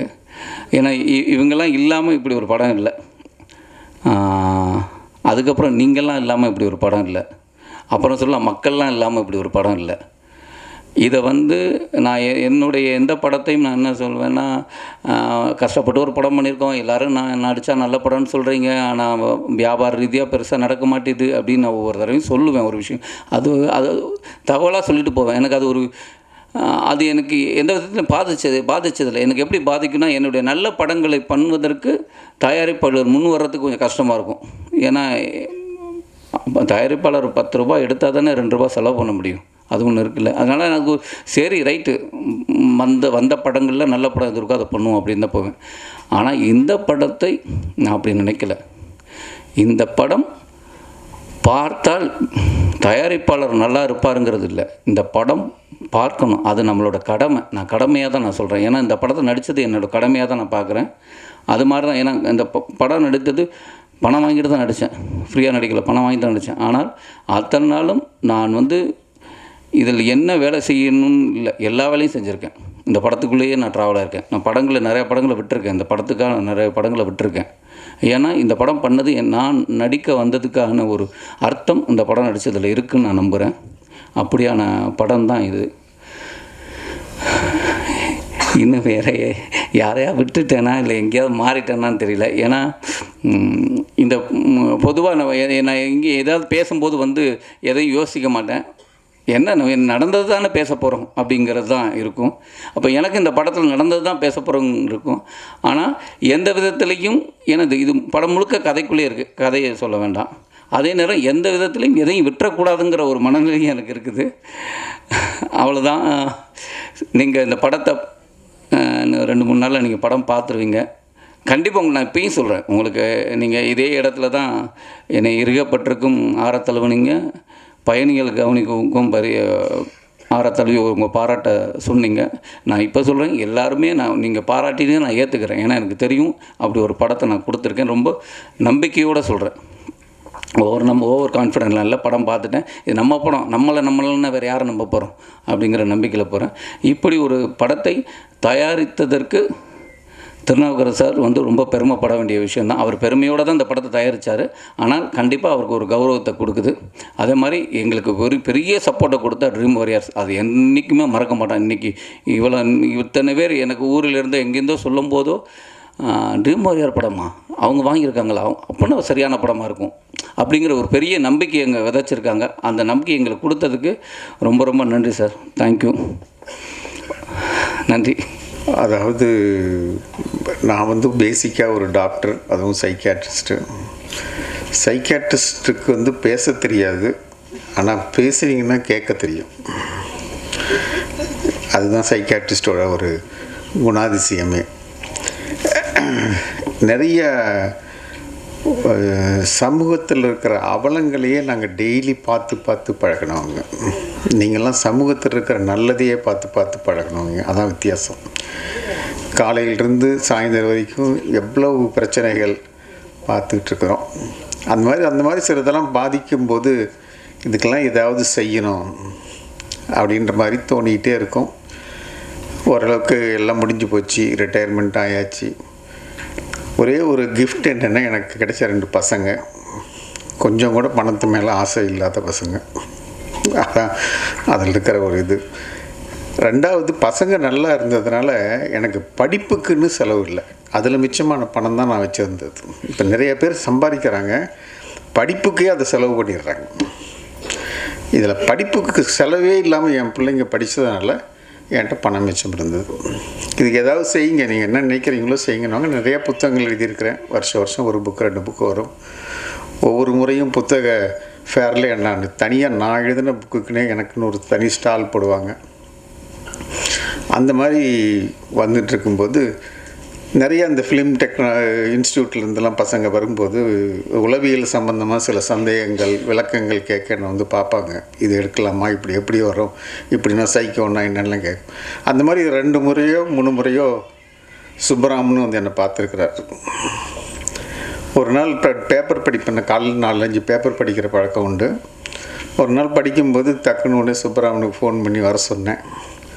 இவ்வளோ அநியாயம்லாம் நடக்குது, இதெல்லாம் நீங்கள் படமாக எடுக்கக்கூடாதுன்னு கேட்டேன். அவர் கதையெல்லாம் எடுத்துக்கிட்டு வந்து என்ன படம் பண்ணுங்கன்னு கேட்கல. ஏன்னா அவர் என்னை கன்சல்ட் பண்ண நிறைய பேர் என்னுடைய தொழில் ரீதியாக ஆல்மோஸ்ட்டு நீங்கள் யாரை சொன்னாலும் அவங்க ஏதாவது ஒரு வகையில் என்ன அறிமுகமானவங்களாக தான் இருப்பாங்க.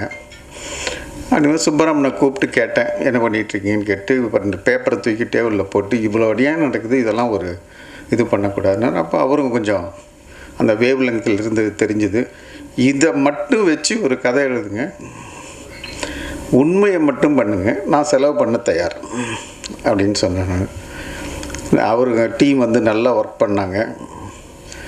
இந்த படத்தினுடைய இதுவே என்ன அப்படின்னா, நான் வந்து ஒரு 50 வருஷம் மருத்துவக் கல்வியில் ஆசிரியராக இருந்திருக்கிறேன். ஸோ மருத்துவக் கல்வி எந்த காலத்தில் எப்படி இருந்துச்சுன்னு தெரியும். நான் 1968 பேட்ச் டாக்டர் MBBS. நிறைய பேர் பிறந்திருப்பீங்களானே சந்தேகம். ஸோ அதிலிருந்து வந்துட்டுருக்கிறேன். எல்லா லெவல்லையும் இருந்ததுனால இந்த மருத்துவக் கல்வி எப்படி போயிட்டுருக்குது அப்படின்றத பார்த்து மனசு நொந்த காலங்களும் உண்டு, பெருமைப்பட்ட காலங்களும் உண்டு.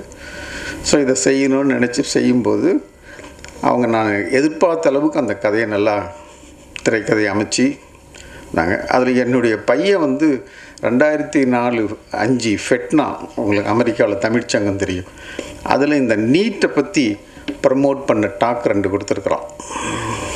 2 பசங்களும் சேர்ந்து தான் அந்த டாக் வந்து அதை தான் கொடுத்தேன் சுப்பராமன்ட்ட. இதை கொடுத்து இதனுடைய பேஸில் நீங்கள் எழுதுங்க, டயலாக்ஸ்லாம் ரொம்ப நல்லா வரும்ன்ட்டு. அப்புறம் டயலாக்லாம் எழுதி கொண்டு வந்து கொடுத்தாரு. கொடுத்துட்டு வசனத்தை மட்டும் யார்கிட்டையாவது கொடுத்து ஒரு பெரிய வசனகர்த்தாட்ட கொடுக்கலான்னு ஆலோசனை பண்ணார். நான் சொன்னேன், இதை விட ஒன்றும் சிறந்த வசனம்லாம் தேவை கிடையாது, நீங்கள் எழுதியிருக்கிறதே போகிறோம், இதை சிதைக்காமல் அப்படியே கொண்டு போய் சேருங்க அப்படின்னு. எல்லாருமே புது டீம். அந்த வகையில் எனக்கு ரொம்ப, நான் முதல் சென்னைக்கு வரும்போது எந்த விதமான அறிமுகம் இல்லாமல் ஒரு சாதாரண குடும்பத்திலேருந்து வந்து தான் டாக்டராக இருந்தேன். எந்த ஒரு பெரிய பேஸ்லாம் கிடையாது. அது மாதிரி ஒரு அறிமுகம் இல்லாத இல்லவங்களுக்கெல்லாம் ஒரு அறிமுகம் கொடுக்கணும்னு நினச்சி பண்ணோம். நல்லா பண்ணணுன்னு பெருசாக பண்ணணுன்னு நினச்சோம். நிறையா உங்களுக்கு தெரியும், புது தயாரிப்பாளர், புது டைரக்டர் யாரும் நம்ப தயாராக இருந்தாங்க. பட் நாங்கள் மக்களை நம்பினோம், எப்படியும் வந்து சேர்ந்துருன்ட்டு. அந்த வகையில் வந்து அந்த டீம் நல்ல எனர்ஜெட்டிக் டீம். எக்ஸப்ட்டு எடிட்டர் தான் ரொம்ப சீனியர். அதில் மற்றவங்க எல்லாமே எனர்ஜெட்டிக் டீம்.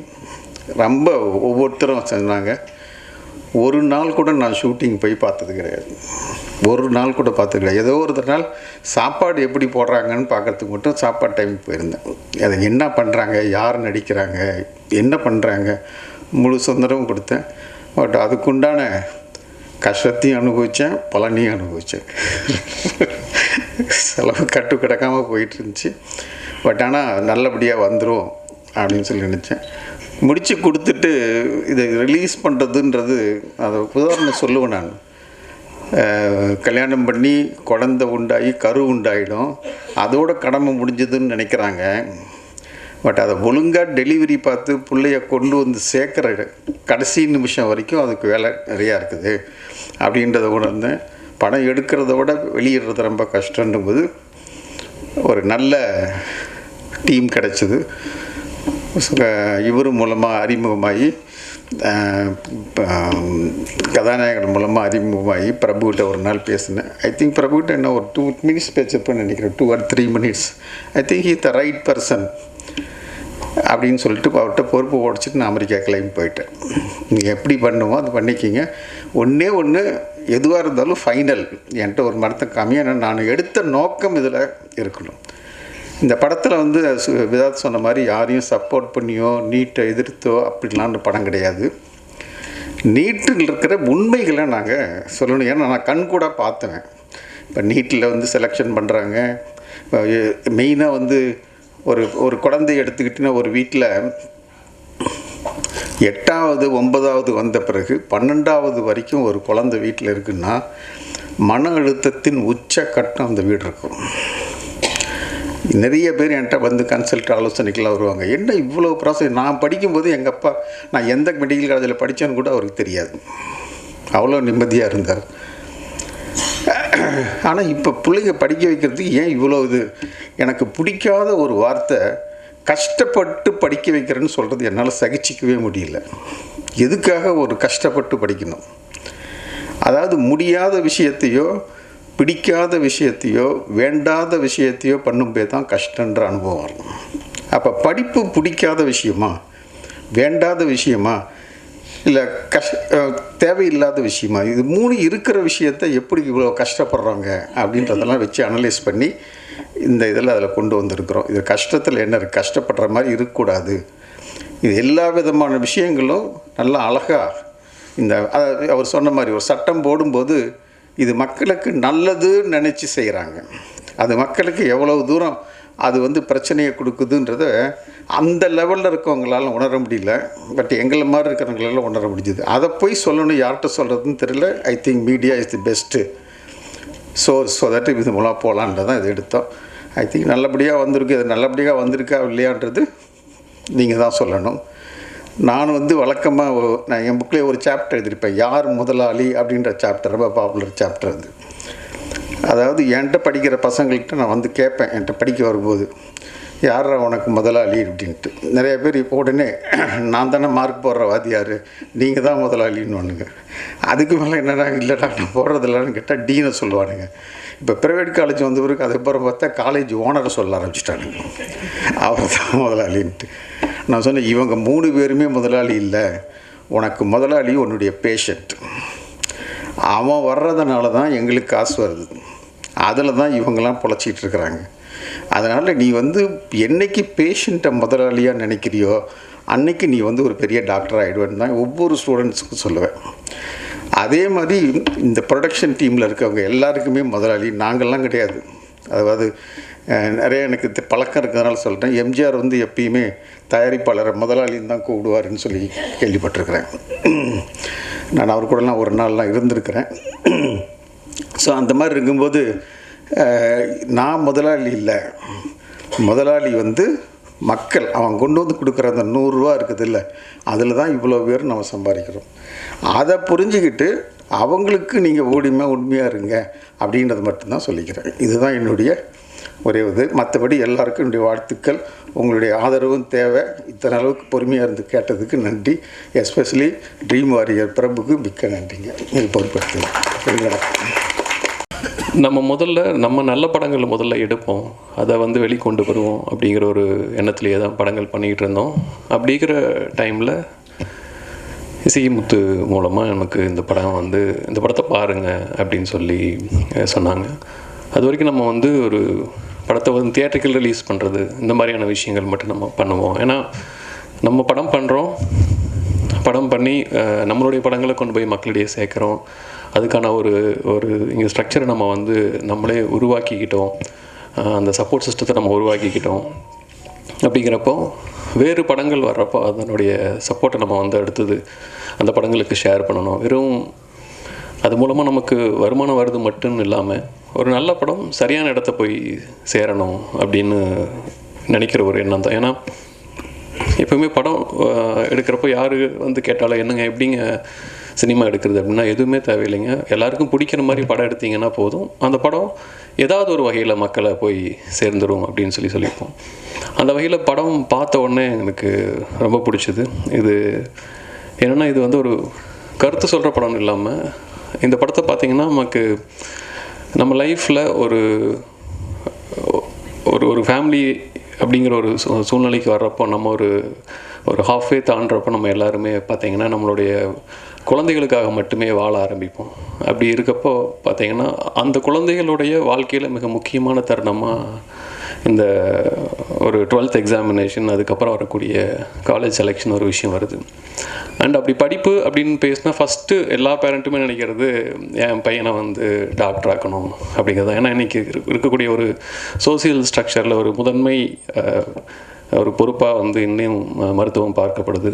அப்படிப்பட்ட மருத்துவத்தில் வந்த ஒரு புது மெத்தடு சேஞ்ச் ஆகிறப்போ அதில் நடக்கக்கூடிய விஷயங்கள், அதில் வந்து மக்கள் என்ன மாதிரியான அந்த மாற்றத்தை எப்படி அணுகிறாங்க அப்படிங்கிறத பற்றி ரொம்ப பியூட்டிஃபுல்லாக அதை பண்ணியிருந்தாங்க. எனக்கு இந்த படத்தில் பார்த்திங்கன்னா இந்த படத்தினுடைய டைரக்டர் ரொம்ப நல்லா, அதாவது வந்து இதில் வந்து ஒரு ரியாலிட்டி அண்டு ஒரு ஃபேண்டசி ரெண்டையும் ரொம்ப அழகாக மிக்ஸ் பண்ணி இந்த படத்தை ரொம்ப அருமையாக கொடுத்துருந்தாங்க. அதில் முக்கியமாக இந்த படத்தில் பார்த்திங்கன்னா ஃபஸ்ட்டு ரஹ்மான் சார் ஆகட்டும், திரு விதாத் அவர்களாகட்டும், ஏன்னா நிறைய பேர் யோசிப்பாங்க ஒரு விதாத் சார் அவர்கள் பண்ண அந்த ரோல் எடுத்து பண்ணுறதுக்கு நிறைய பேர் யோசிப்பாங்க. பட் அவர் அதை பற்றி எதுவும் யோசிக்காமல் இந்த படம் நல்லா வந்திருக்கு, நான் அதில் பண்ணணும்னு பண்ணியிருந்தாங்க. வாணி போஜன் அவர்கள் அண்டு இதில் நடிக்கக்கூடிய மற்ற ஆக்டர்ஸ்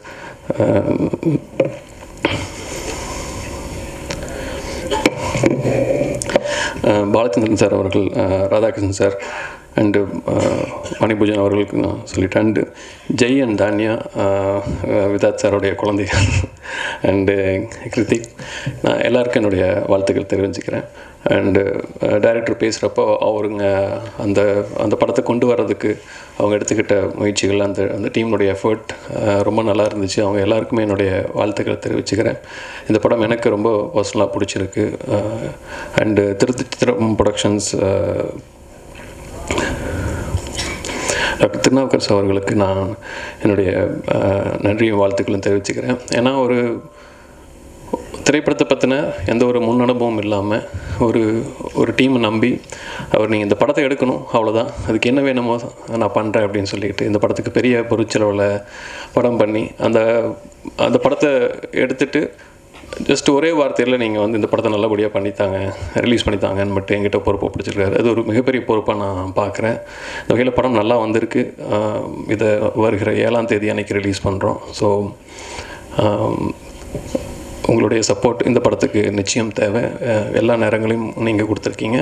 இந்த படத்துக்கு உங்களுடைய சப்போர்ட் கிடைக்கும் நான் நம்புகிறேன்.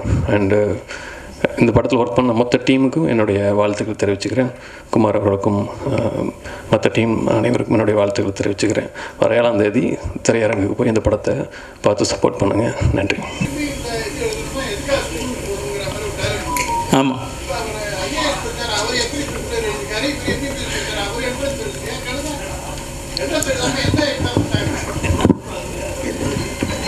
இல்லை, இது வந்து இப்போ நம்ம படங்களில் ஒவ்வொருத்தரும் ஒவ்வொரு விஷயங்களை நம்ம வந்து ஒரு கேள்வியாக ஒன்று வருது, அவ்வளோதான். அது ஒரு கேள்வி வருது, அவ்வளோதான். அதில் போயிட்டு நம்ம வந்து விவாதமாக மாற்றணும்னு அவசியம் இல்லை. அதுக்கு நீங்கள் படத்தில் பாருங்கள், அதில் நீங்கள் ஏதாவது தவறான விஷயங்கள் இருந்தால் நீங்கள் அதை வந்து நீங்கள் எழுதலாம். பட் இங்கே நம்ம அதை ஒரு விவாதமாக நம்ம எடுத்துகிட்டு வர வேண்டாம்னு நான் நினைக்கிறேன்.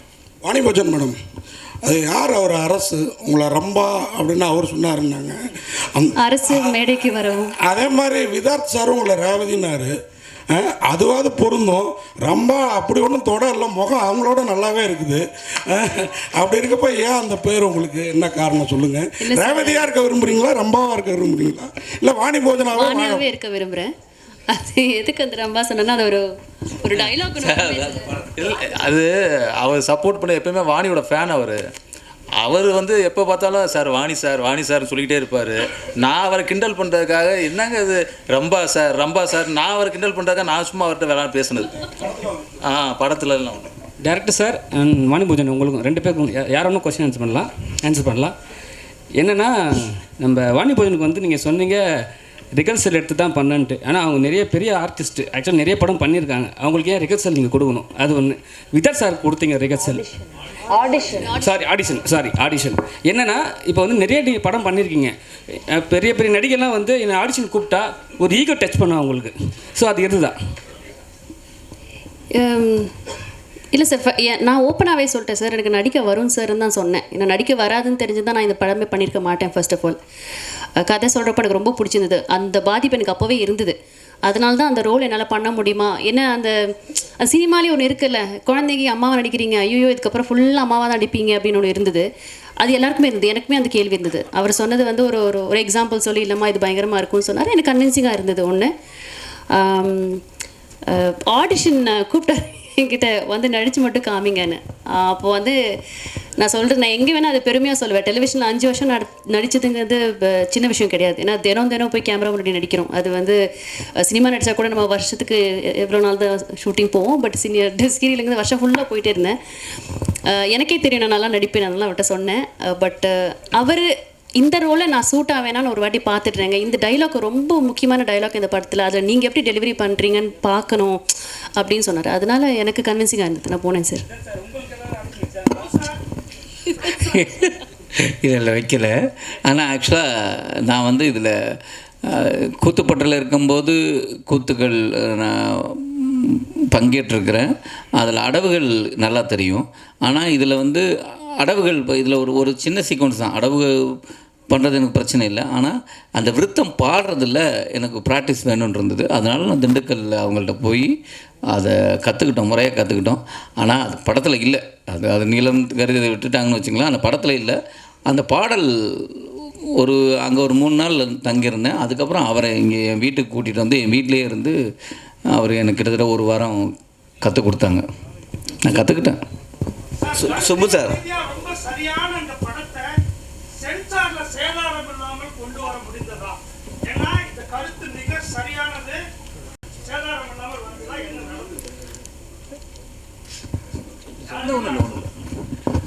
சார் அவங்க நாங்கள் எடுத்திருந்த புள்ளி விவரங்களோட தரவுகள் கேட்டாங்க.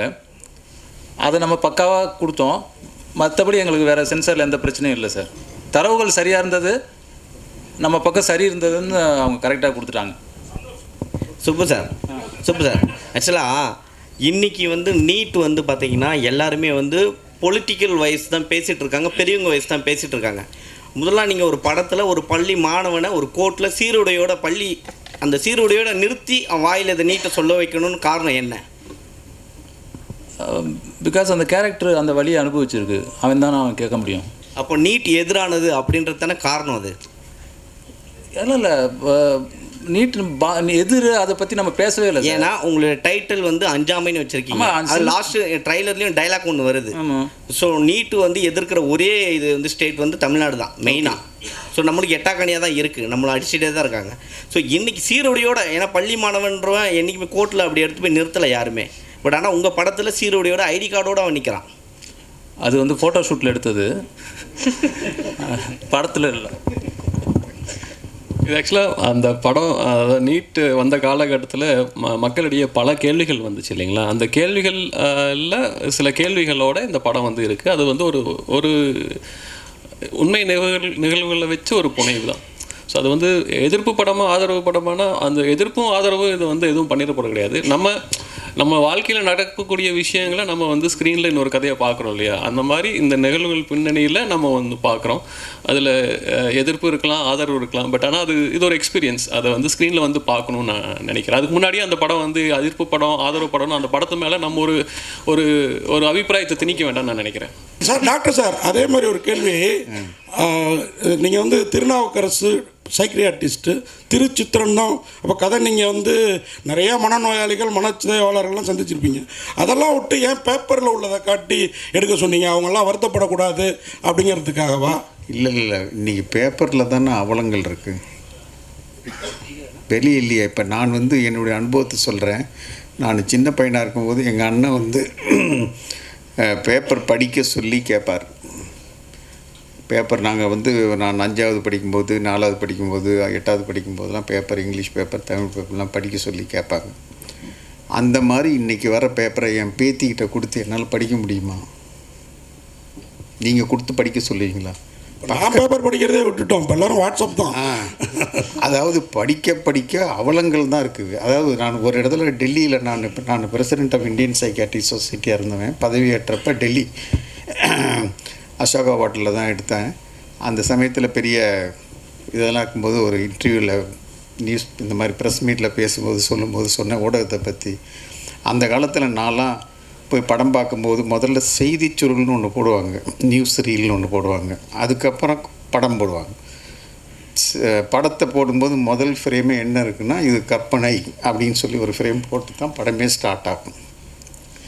ஸோ அந்த மாதிரி வந்து செய்திகள் உண்மையையும், படங்கள் வந்து கற்பனையும் கற்பனையும் பொய் தானே, அதை சொல்லிக்கிட்டு இருந்த காலம் இருந்துச்சு.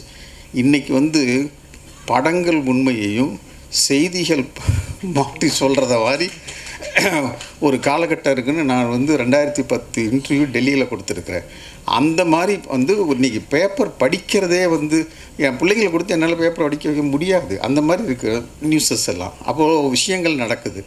அதை வந்து பண்ணும்போது ரெண்டாவது இந்த மாதிரி பார்க்குறவங்களெல்லாம் நாங்கள் டெய்லி காலையிலேருந்து சாயந்தரம் வரைக்கும் பார்க்குறோம். அவங்கள பார்க்கும்போது இது யார் இந்த உண்மையை எடுத்து சொல்கிறது? நிறைய விஷயங்கள் மக்களுக்கு நல்லதுன்னு செய்கிறாங்க, பட் ஆனால் அதனுடைய அனுபவங்கள் என்னன்றது நிறைய பேத்துக்கு தெரியலன்றதை சொல்கிறது. அவ்வளோதான் சார். விதார்த் சார், ஒரே கேள்வி. இந்த மாதிரி நீங்கள் பண்ணுற படங்கள்லாம் ரொம்ப பிரமாதமாக இருக்குது நாங்கள் பார்க்குறப்போ. ஆனால் வந்து அந்த எதிர்பார்த்த அளவுக்கு வசூல் அதில் இருக்கப்பட்டெல்லாம் அவ்வளோ நல்ல படம், நல்லா பார்த்தப்போ அவ்வளோ சிறப்பாக இருந்தது. ஆனால் நாங்கள் எதிர்பார்த்த அளவுக்கு அது போச்சாங்கிறது ப்ரொடியூசருக்கு தான் தெரியும். கேளுங்க. அதே நேரத்தில் இன்றைக்கி ஒரு சின்ன லைனை வச்சுட்டு வர மலையாள படங்களை நம்ம தமிழ் சினிமா ரசிகர்களும் கொண்டாடுறாங்க. நம்ம இவ்வளோ வழியோட இவ்வளோ பிரமாதமாக படம் எடுக்கிறோம், ஆனால் இல்லையே அப்படிங்கிற வருத்தம் உங்களுக்கு இருக்கா? இதையே இன்னொரு விதத்தில் நான் உங்களுக்கு சொல்கிறேன். அதாவது நான் வந்து ஒரு கிராமத்துலேருந்து வந்தவன். 5வது 6வது படிக்கும்போது வந்து 8வது வரைக்கும் அப்போல்லாம் சாமான் வாங்குறது சந்தைக்கு போய் தான் வாங்குவோம். உங்களுக்கெல்லாம் தெரியுமா என்னன்னு தெரில. ஊரில் சந்தைன்னு ஒன்று இருக்கும், வாரத்துக்கு ஒரு தடவை. அதில் தான் போய் சாமான் வாங்கிட்டு வருவேன். எங்கள் அப்பா கூட போவேன். அப்போ போகும்போது முதல் சந்தையில் நுழையும் போது ஃபஸ்ட்டு இருக்கிறது வாழைப்பழம் ஏலம் விட்டுக்கிட்டு இருப்பாங்க. ஒரு தாரே வந்து 1 ரூபா தான் இருக்கும், ஒரு சீப்பு வந்து 1 அணா 2 அணா இருக்கும். அதை கத்தி ஏலம் விடுவான். அடுத்தது நீங்கள் பார்த்தீங்கன்னா அந்த வெயிலில் ஒரு கிளவி ஒரு பானையில் மோர் வச்சுக்கிட்டு கூவி கற்றுக்கிட்டுப்பா மோர்னு ஒரு 10 பைசா ஒரு டம்ளர். அதை யாரும் வாங்கி குடிக்க மாட்டாங்க. அப்படி போய் கடைசியாக சந்தை கடைசியில் பார்த்திங்கன்னா எல்லாம் போய் குப்பைமேட்டில் ஒன்று இருக்கோ, அங்கே அந்த காலத்தில் இந்த பிரிட்டானியா டின் இருக்குது இல்லையா, அதில் கள்ளசாராயம் வச்சு விற்றுட்ருப்பாங்க. ஒரு 10-15 பேர் நின்றுக்கிட்டு அந்த டம்ளரில் டீ கிளாஸில் வாங்கி 2 ரூபா ஒரு கிளாஸு. இது 2 அணா 1 அணாவுக்கு பழம் வாங்குறதுக்கு யோசனை பண்ணுறவன் அங்கே போய் வந்து 2 ரூபாய்க்கு அந்த கிலோ சத்தம் போடாமல் வாங்கி வெளியே தெரியாமல் மடக்குன்னு குடிச்சிட்டு வருவான். அப்போ எங்கள் அப்பாட்ட கேட்பேன் நான், நீ மோர் பழமெல்லாம் நல்லதுன்னு சொல்கிறீங்க, இந்த சாராயம் கெட்டதுன்னு சொல்கிறீங்க, பட் ஆனால் அதை தானே மக்கள் சத்தம் போடாமல் விற்றுட்டு போயிட்டுருக்குறான், சீந்து போயிட்டுன்ட்டு இவன்லாம் கூவி விற்கிறான்னு கேட்டப்போ எங்கள் அப்பா சொன்னது, அவர் ஒன்றும் பெரிய படித்த புத்திசாலியெல்லாம் கிடையாது, சாமான் வாங்கி தலையில் தான் தூக்கிட்டு வரும்போது. அப்போ அவர் சொல்வார், நல்ல விஷயங்களை கொண்டு போகும்போது கூவி தான்பா செய்யணும், கெட்ட விஷயம் தானாகவே போயிடும். கெட்ட விஷயம் கொடுக்கறது இன்பம், நல்ல விஷயம் கொடுக்கறது மகிழ்ச்சி. ஸோ நீ வந்து இன்பத்தை கொடுக்கணும் அடையணும்னா ஈஸியாக போயிடும். நீ மகிழ்ச்சியை கொடுக்க பார்க்கும்போது அது சிரமம் தான் இருக்குன்னாரு. இது உங்கள் ஒரு சரியான பதிலாக இருக்குன்னு நினைக்கிறேன். சார் டேரக்டர் சார், நான் கொடுத்தனா இல்லையான்றது நீங்கள் 7ஆம் தேதிக்கு அப்புறம் தான் தெரியும். Director sir and producer doctor sir உங்களுக்கும் சரிங்களா. நான் படம் வந்து 7ஆம் தேதி ரிலீஸு. ஆனால் வந்து உலகாவிய இந்தியா லெவலில் வந்து ஒரு எலெக்ஷன் போகுது 4th சரிங்களா. 4ஆம் தேதி ரிசல்ட்டு. தமிழ்நாட்டில் இது இந்தியா கூட்டணி வந்தால் இந்த நீட்டை வந்து விளக்குன்னு சொல்லியிருக்காங்க சரிங்களா. பிஜேபி வந்தால் விளக்க மாட்டேன்றாங்க. இப்போ இந்த படம் வந்து அந்த நேரத்தில் வந்தால் ஏதாவது பாதிப்பு வருமா? அதாவதுங்க, நான் இப்போ இது எல்லாத்துக்கும் சேர்த்து நான் இப்போ சொன்ன பதில் தான். கூவி கூவி தான் அதை வித்தாக்கணும், அதில் ஒன்றும் சந்தேகமே கிடையாது. சார் டேரக்ட் சார், ஆக்சுவலாக டேரக்ட் சார் இதில் வந்து மம்முட்டி சார் வந்து நடிக்கிறதா இருந்ததுன்னு சொன்னீங்க, அவர்கிட்ட மன்னிப்பறை கேட்டீங்க. இப்போ மம்முட்டி சாரை தாண்டி ரகுமான் அந்த இடத்த ஃபில் பண்ணிட்டாரா? தாண்டி பண்ணியிருக்காரான்னு தெரியாது, பண்ணியிருக்காரு. வாணி போஜன் நான் அப்படி இல்லை நாங்கள் எனக்கு தேவையானது வர வரைக்கும் நான் விட மாட்டேன். நான் அது கரெக்டாக பண்ணியிருக்காரு.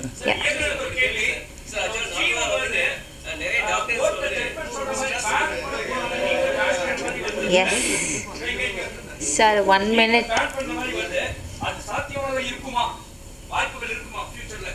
அது நீங்கள் இல்லை அதாவது நீட்டு வேணுமா வேணாமா போடாததெல்லாம் உங்கள் கையில் தான் இருக்குது.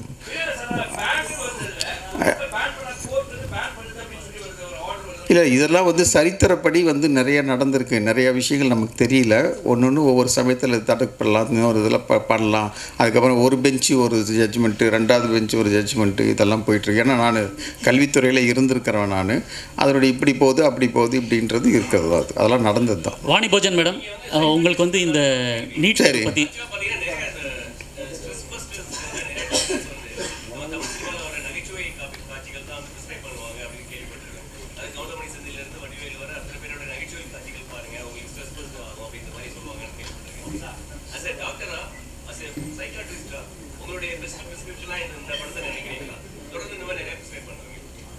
இல்லை இது வந்து ப்ரிஸ்கிரிப்ஷனை நான் வந்து சமூகத்தை திருத்தறதெல்லாம் என் வேலை இல்லை, சமூகத்தை பண்ணுறதுன்னு இல்லை.